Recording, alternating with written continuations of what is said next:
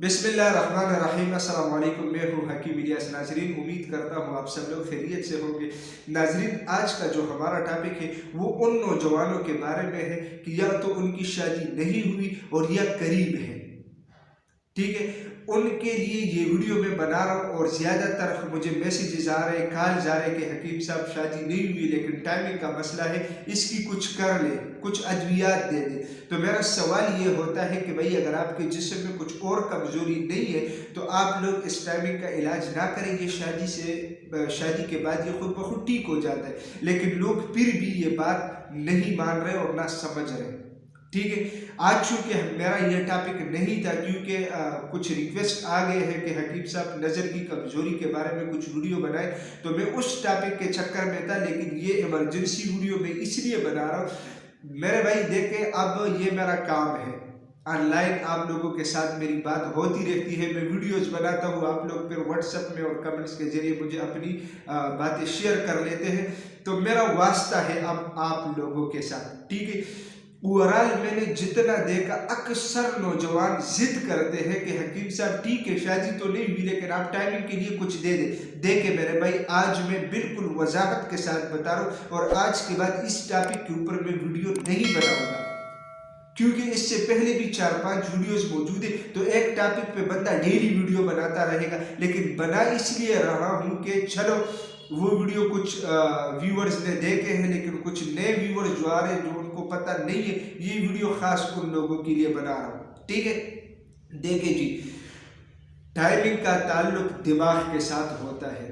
ठीक है, और ये साइकोलॉजिकल मसला है। शादी से पहले ये बात नोट कर ले, शादी से पहले बंदा ज़िना करता है या गलत काम करता है, जो भी हो, चाहे मुश्त ज़नी हो, चाहे मतलब अल्लाह माफ़ करे किसी लड़का या लड़की से वो गलत मतलब रिलेशन कायम करता हो। ठीक है, इन दोनों सूरतों में दिमाग और दिल के ऊपर प्रेशर और दबाव होता है। उस प्रेशर और दबाव की वजह से ये टाइमिंग आती है जीरो पे।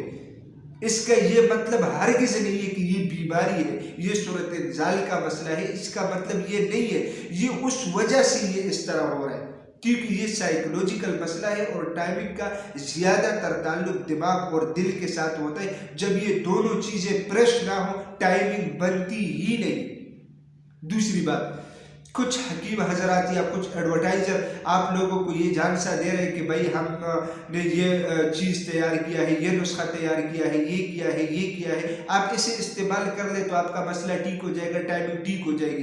भाई मैं चैलेंज के साथ ये बात बता रहा हूँ, कोई भी एडवाइजर हो, कोई भी हकीम हो, अगर वो शादी से पहले सूरत इंजाल के लिए हर्बल ऐसा नुस्खा यूज करता है कि जिससे मरीज ठीक हो जाता है शादी से पहले, ठीक है, तो वो अपनी उसकी मर्जी के वो जितना इनाम चाहे मैं दे दूंगा, लेकिन नुस्खा मेरे सामने, पेशेंट मेरे सामने, मैं लोगों को दिखाना चाहता हूँ। भाई आए, मेरा चैलेंज है, मैं कहता हूँ नहीं ठीक हो सकता तो नहीं हो सकता, आप लोग ठीक करते हैं तो भाई नुस्खा भी सामने लेके और पेशेंट भी सामने लेके आए, या मुझे भी दे दे वो नुस्खा ताकि मैं भी लोगों को यूज करवाऊं कि किस तरह इसका रिजल्ट आता है। यार खुदारा, कुछ लोग अगर इसी तरीके से नौजवानों को नुस्खाजात और ये चीज़ें दे रहे तो माशाल्लाह आप लोग तो समझदार है, आप लोगों को पता है कि ये मसला ठीक नहीं हो सकता, तो लोगों को उलझाना बंद कर दे।